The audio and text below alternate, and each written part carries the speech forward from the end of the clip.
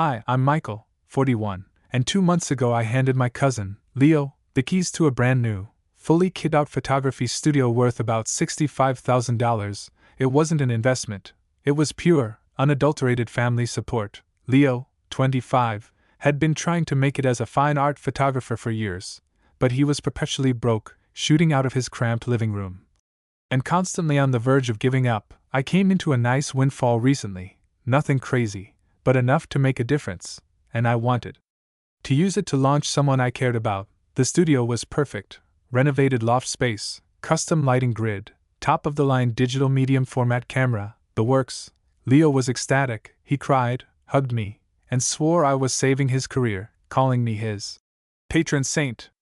The whole point of the gift was to give him the space and the confidence to focus on his real passion: abstract macro photography, the kind of stuff he used to shoot just for fun. The grand opening and launch party was last Saturday.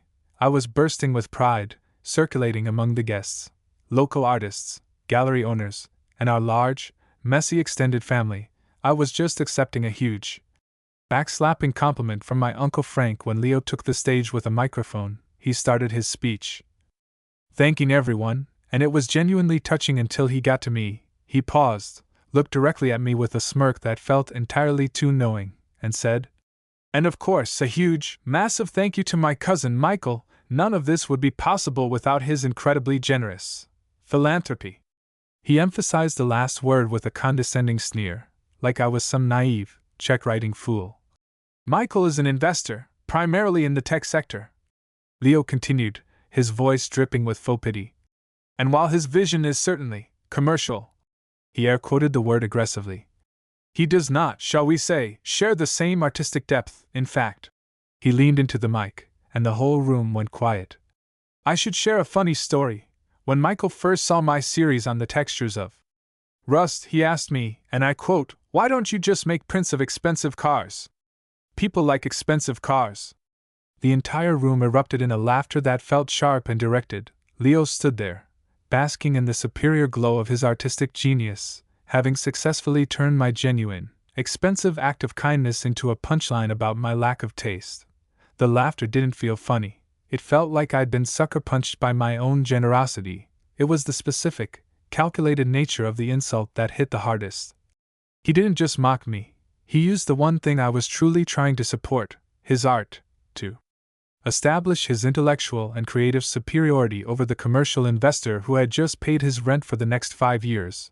I felt my face flush crimson as I stood there, trapped between the catering table and a huge print of Leo's Textures of Rust, which suddenly looked suspiciously like an amateur close-up of peeling paint. My own brother, David, walked over, putting a hand on my shoulder. "Geez, Mike, he's just a pretentious idiot, don't let it get to you." But it did get to me. Leo was still holding court, now elaborating on the core thesis of his work, something about deconstructing bourgeois capitalist consumption, which was truly ironic, considering he was doing it with a camera I bought him that cost more than my first car. I decided I couldn't just stand there and take it. I needed to move. To neutralize the humiliation, I walked towards the massive, gleaming digital camera sitting proudly on a custom-built tripod, the camera that was the centerpiece of the studio and the single most expensive item in the room. As Leo wrapped up his speech with a flourish, demanding the crowd lift their glasses to art untainted by commerce, I walked right up to the camera. It was an involuntary, primal urge, like reclaiming a piece of stolen property. I didn't say anything. I simply unhooked the medium-format digital back from the camera body, gently cradled the $18,000 piece of technology in my hands, and walked toward the exit. The silence that followed was even more powerful than the laughter. Leo saw me, mid-bow, and his triumphant expression dissolved into pure, bewildered panic. He started sputtering.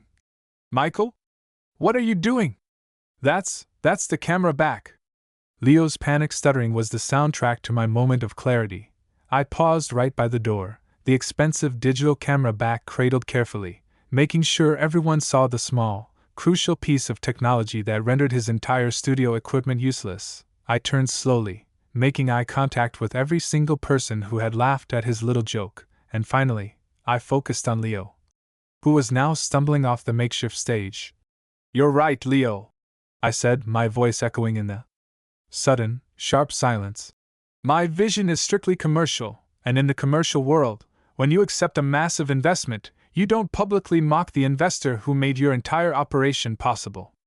I held up the digital back, which glittered under the expensive studio lights I had paid to install. This, Leo, is not art, this is capital equipment, and in the spirit of avoiding bourgeois capitalist consumption, and since you seem so determined to keep your art untainted by commerce, I'm reclaiming the most commercially valuable piece of the operation.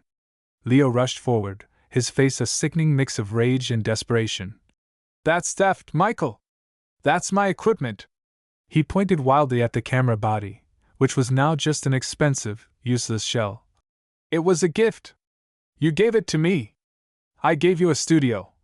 I corrected him, my voice firm. The camera and all this equipment were purchased under my company's name and leased to you as part of a residency agreement to ensure quality control of the asset. That was a total lie, of course. I'd bought it all outright, but I had used my business account to do it, and my lawyer had advised me to structure it that way for tax purposes, giving me a huge, unexpected loophole. The initial terms of that residency, Leo, I continued, pressing my advantage, included a clause about maintaining a professional working relationship and representing the studio sponsor, me. With respect, you violated that clause by using my generosity as a launching point for a public insult, so the residency is terminated. I looked at the crowd, particularly the gallery owners who were now watching with wide-eyed, professional interest. Enjoy the rest of the party, everyone, the bar is still open, but the studio is officially closed for business, effective immediately. I didn't wait for his reply. I walked out the door, clutching the digital back, leaving him standing there in the middle of his ruined launch party, surrounded by $47,000 worth of suddenly dormant equipment, his artistic superiority shattered by the harsh, commercial reality I had just imposed. Walking out of that loft with the camera back humming softly in my hands felt like walking away from a burning bridge, and the flames were all Leo's fault. The second I got into my car, my phone started. Vibrating like a trapped wasp, texts and missed calls flooded in, mostly from Leo, interspersed with a few confused, pleading messages from other family members who hadn't grasped the legal implications of the residency agreement I had just invented. Leo's messages quickly escalated from demanding the return of his property to hysterical threats about calling the police and ruining my reputation. I ignored them all. I drove straight to the home of my lawyer, Samantha, a no-nonsense genius, who had thankfully warned me months ago about the possibility of family entitlement issues when I first structured the gift. When I explained what had happened, the joke, the humiliation, the sudden residency termination, she laughed so hard she nearly choked on her expensive artisanal coffee. Michael, you magnificent bastard! She finally managed, wiping a tear from her eye.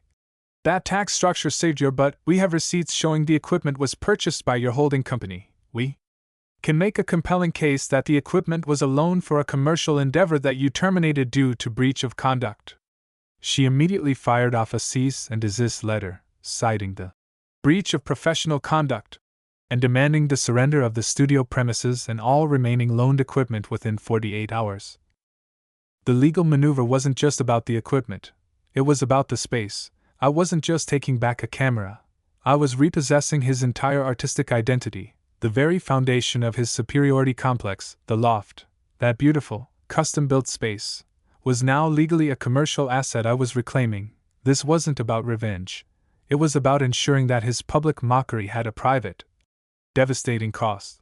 The legal maneuver hit Leo like a tactical nuclear strike. He stopped texting threats and started texting panic attacks. The cease and desist letter from Samantha, written in unforgiving, dense legal jargon, made it clear that the studio wasn't his to keep, but mine to reclaim. He was no longer the brilliant artist basking in his patron's cash. He was an unauthorized squatter in a high-rent commercial property. The rest of the family quickly divided into two camps: Team Leo, mostly consisting of his immediate parents who insisted I was destroying his dream, and Team Michael, which included my brother and Aunt Mildred, who appreciated the poetic justice of the move. Team Leo attempted the classic emotional blackmail. My aunt called, her voice dripping with forced martyrdom. Michael, he's only 25. He's sensitive. He just meant it as a light-hearted roast. You are ruining his career over a joke. I held firm. And, I replied calmly, I spent $65,000 to build his career. He chose to destroy it himself the moment he decided my generosity was less valuable than his need to feel superior. He can still shoot photos, he just needs to buy his own camera and rent his own space. This is not about sensitivity, it's about respect. The real fun, however, came from the gallery owners and art critics who had attended the launch. They had seen the whole sequence, and to them, the commercial investor terminating the artist's residency due to a lack of professional conduct was a far more fascinating piece of performance art than Leo's textures of rust. Samantha actually got a few calls from people asking about the details of the residency agreement. Interested in setting up similar, highly controlled sponsorship deals, Leo's attempt to paint me as the clueless commercial guy had backfired spectacularly, turning me into a shrewd, decisive patron who simply had high standards for professional respect. He was now facing eviction from his dream loft, and the clock was ticking. The 48-hour deadline came and went, and Leo, predictably, refused to vacate. He responded to the cease and desist with an emotionally charged, poorly formatted email claiming that I had fabricated the residency agreement, and that the entire gift was unconditional, and an essential act of family love. He was desperately trying to retreat back to the safety of family ties, but the bridge was thoroughly burned. Samantha simply filed an expedited eviction notice based on the commercial lease terms we had set up, a small, symbolic $1 per month lease that technically made him a commercial tenant. The paperwork was airtight. Simultaneously, my brother David, who had key access to the building and was furious over the public slight, suggested a less than legal but incredibly satisfying action. The studio, being a professional photography space, relied on a high-speed fiber internet connection, essential for uploading his massive, high-resolution files. Without internet, the studio was just an expensive room. The fiber line ran into a locked utility closet in the building's common area. David, using a spare key he had from a previous job doing electrical work in the building, went into the closet. He didn't cut the line. That's vandalism. He simply unplugged the main fiber terminal, labeled my company's corresponding patch cable with a new sticker that read, "Commercial Asset Reclamation Terminated," and walked out. The effect was immediate. Leo, unable to upload or back up his existing work, started sending me increasingly frantic messages about a massive server failure and catastrophic data loss. He called the utility company, who told him the line was deactivated by the account holder, and that a new connection would require weeks of permitting and installation. He was financially frozen out, and now digitally crippled, when I finally responded to one of his pleas, a text message that read, "My art is trapped, Michael. You have to help me." I was succinct. "Your art isn't trapped, Leo," I replied. "It's just inaccessible due to your breach of the residency agreement's professional standards. The only person who can reactivate the account is the account holder, and since the agreement is terminated, I have no reason to provide services to a trespasser. Vacate the property immediately." It was a beautiful example of commercial ruthlessness applied to an artistic problem, and it was devastatingly effective. The digital freeze-out was the final straw. Leo couldn't work, couldn't back up, and couldn't even effectively communicate his plight to his small network of art world sympathizers without a stable internet connection. His artistic empire, built entirely on my generosity, was crumbling. And he was being forced to use his personal cell data to frantically scroll through Craigslist listings for U-Hauls. The actual eviction happened swiftly, executed by the building manager under Samantha's meticulous legal instructions. Leo was forced to pack up the remaining equipment, the camera body, the lighting grid, the custom backdrop system, all of which were clearly itemized as my company's loaned assets, in the eviction notice, as he was loading a box of lighting gels onto a dolly. The building manager handed him an invoice, not for the rent, but for the cleaning and installation services required to revert the space to its pre-residency condition. The total was nearly $3,000, payable immediately to my holding company. It was a beautiful final touch of commercial pain. The emotional climax of this whole ordeal, however, came from my own mother, who tried one last-ditch effort to intervene. She called me, her voice thick with the kind of manipulative disappointment only a mother can deliver. "Daniel, your father and I are heartbroken. This is not who we raised. You need to call Leo, apologize, and give him the studio back. You've taught him his lesson." Taught him his lesson? I asked, completely incredulous. Mom, he publicly humiliated me, tried to monetize my generosity for his own ego, and then refused to leave a property that was clearly mine. What lesson have I taught him, other than that I'll absorb unlimited disrespect? You've taught him that success comes at the cost of family, Daniel, she wailed. That's when I hit back, calmly and firmly, with the real, underlying truth. No, Mom, what I've taught him, and what I'm teaching you, is that I will no longer participate in the family dynamic where my money and my effort are treated as secondary to everyone else's feelings. I gave him the studio not for a lesson, but for a career. He chose to throw it away the moment he decided I was a lesser person for being commercial. The greatest act of family love I can do right now is establish a boundary that is non-negotiable. I am not a bottomless resource pool for people who look down on me. I love you, Mom, but this conversation is over. I hung up the phone, the silence on my end feeling like a massive, newly reinforced wall. The relief was immediate and overwhelming. It wasn't just Leo the first had evicted. It was the years of subtle family condescension that treated my financial success as somehow less noble than their creative or academic pursuits. I had finally used the only language they truly understood, the language of capital and contract, to assert my worth. Later that day, I received a final, short email from Leo. It simply said, I hope you enjoyed the studio. It was never meant for someone like you. I just smiled, typed one word, and hit send. Deal. The deal email was the last communication I received from Leo for a long time. The dust settled swiftly after the eviction. The loft was mine again, clean to a sterile, empty box, and the camera, lighting, and custom equipment were all inventoried and safely stored in a climate-controlled unit, awaiting my decision on their next commercial use. I didn't rush to rent the space out or immediately sell the high-end camera.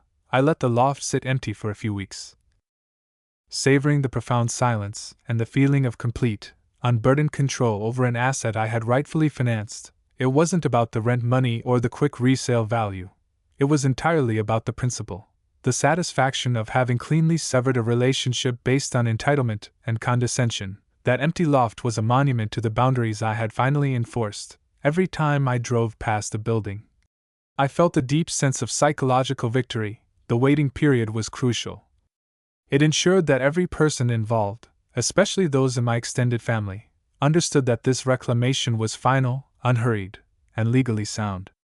A few months passed, and life resumed its normal, pleasantly unspectacular course. My brother, David, who had become my chief co-conspirator and most vocal defender, kept me subtly updated on Leo's post-studio struggles. Leo had been forced to take a soul-crushing job shooting corporate headshots out of a dingy, windowless shared workspace, the very kind of commercial work he used to sneer at with such artistic disdain. His Textures of Rust series had evaporated into a forgotten footnote, and his entire artistic identity was now defined by the frantic scramble for small gigs and the constant worry about his monthly booth rent. The market, it turned out, was an unforgiving critic, and without my $65,000 subsidy, his untainted art simply couldn't pay the bills. He even tried to convince other relatives to pool their money for a new patronage fund. But after his public display of ingratitude, no one was willing to take the risk. Even my mother, seeing the clear trajectory of his failure, ceased her pleading, reluctantly admitting, well, perhaps he could have been a little more thankful. That quiet concession was, to me, the equivalent of a national holiday.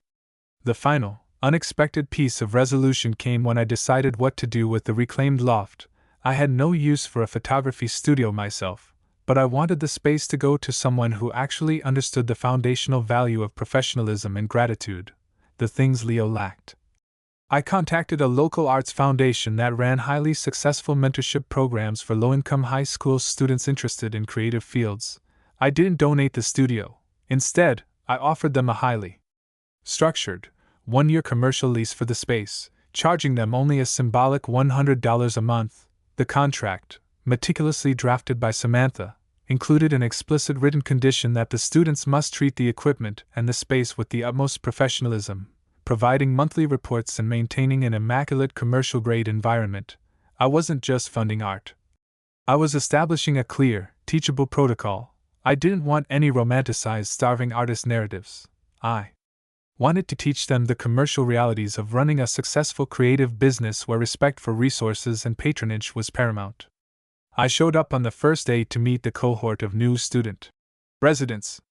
They were bright, eager, and totally overwhelmed by the sheer professional quality of the space. As I gave them a tour, pointing out the intricacies of the lighting grid, the ventilation system, and the large, professional printing station, one of the students, a quiet girl named Maya, looked up at the pristine, empty backdrop.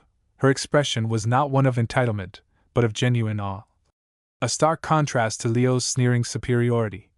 "This is incredible, sir," she said, her voice filled with a palpable gratitude. "I can't believe someone was so generous to make this level of equipment available to us." "I am indeed the patron," I replied, smiling warmly. "But I have very high standards for my residents. I demand respect for the opportunity, and I demand professional conduct. We are operating this as a real commercial space to prepare you for the real world. The moment those standards are breached, the commercial arrangement is terminated." I kept the story about Leo generic, referring only to a previous artist, who misunderstood the terms of the agreement and prioritized their ego over the opportunity. Maya nodded seriously, her eyes fixed on the contract terms I had briefly displayed. "That makes perfect sense, sir. If you don't treat it like a business, you don't get to keep the business. We are incredibly grateful for the investment. We won't let you down." In that moment, standing there with a student who genuinely understood the exchange of value and respect, a student who saw the $65,000 not as an entitlement, but as a colossal privilege, I realized the money hadn't been wasted on a spiteful cousin. It had been a necessary, long-term investment. It was an investment in my own boundaries, a massive, highly successful short sale on Leo's artistic ego, and now, a genuine launch pad for someone who actually appreciated the opportunity. The studio was finally serving its intended purpose, completely purged of Leo's destructive, pretentious resentment. I wasn't just the commercial guy anymore. I was the decisive, respected sponsor who ensured his capital created real, appreciative value. I had finally used my wealth to solve my family problems, not by paying them off or indulging their sense of superiority, but by teaching them, with brutal efficiency, the non-negotiable price of disrespect. My relationship with my family was still fractured, but the foundation was now stronger, built on the solid ground of my self-worth. I walked out of that thriving loft, leaving the student artists to their work, a quiet sense of triumph replacing the pain of the betrayal. I had bought my cousin a studio, but in doing so, I had finally bought my own freedom. The final cost of the gift was precisely nothing. The return on investment was total.